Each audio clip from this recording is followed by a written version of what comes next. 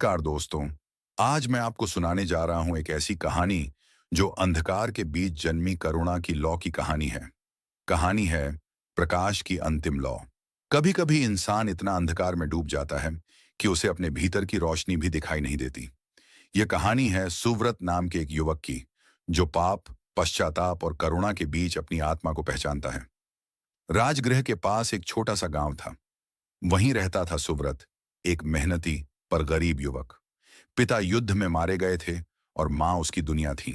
माँ बीमार थी, फिर भी सुव्रत हर दिन उनके लिए जीता था। लेकिन एक दिन जब वह वैद्य को लाने दौड़ा, वापस लौटा तो माँ जा चुकी थी।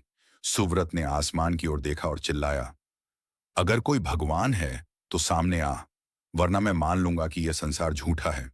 उस रात दीपक टिमटिमा रहा था और उसके भीतर की लौ बुझ चुकी थी। उसके बाद सुव्रत ने गांव छोड़ दिया। वो भटकते भटकते अपराधियों के गिरोह में जा पहुंचा। धीरे धीरे वह निर्दयी और कठोर बन गया। लोग उसके नाम से डरने लगे।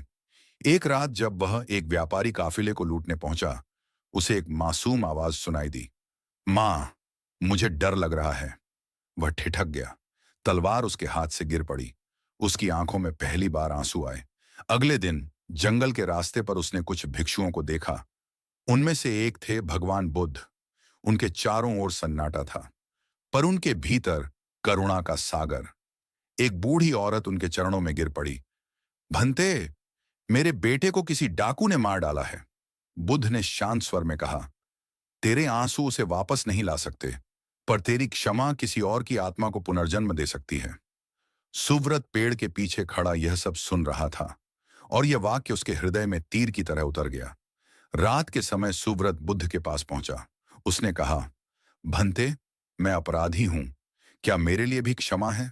बुद्ध मुस्कुराए, जब तूने उस बच्चे की आवाज पर तलवार गिरा दी थी, उसी क्षण तेरे भीतर करुणा जागी थी। वही तेरा पुनर्जन्म था। सुव्रत की आंखों से आंसू बह निकले। बुद्ध बोले, कोई भी पापी इतना अंधकारमय नहीं कि करुणा की एक किरण उसमें प्रकाश न कर सके। उस दिन के बाद सुव्रत बदल गया। वो गांव लौटा और सेवा में लग गया। लोग उस पर पत्थर फेंकते, अपमान करते, पर वह चुपचाप सफाई करता, भूखों को भोजन देता रहा। उसे बस एक ही बात याद थी, क्षमा के बिना सत्य का जन्म नहीं होता। एक दिन वही औरत आई जिसका बेटा उसने मारा था। उसने कहा, तेरे चेहरे में कुछ जाना पहचाना लगता है। सुव्रत बोला, मां, वही मैं हूं। औरत रो पड़ी। वह बोली, मैं तुझे क्षमा करती हूं। उस पल सुव्रत के भीतर का अंधकार मिट गया। उसके आंसू नदी की लहरों में घुल गए और वहां बस शांति रह गई।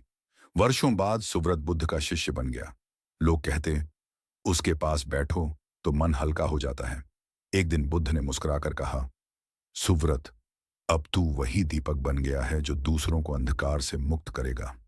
कुछ समय बाद जब सुव्रत ने अंतिम सांस ली, बुद्ध बोले, प्रकाश कभी बुझता नहीं, वह बस एक दीप से दूसरे दीप में चला जाता है।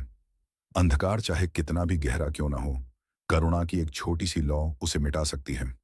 यही बुद्ध का सच्चा संदेश है कि क्षमा ही सच्चा प्रकाश है। अगर इस कहानी ने आपके दिल को छुआ हो तो इसे साझा कीजिए, क्योंकि हर इंसान के भीतर एक सुव्रत सोया हुआ है।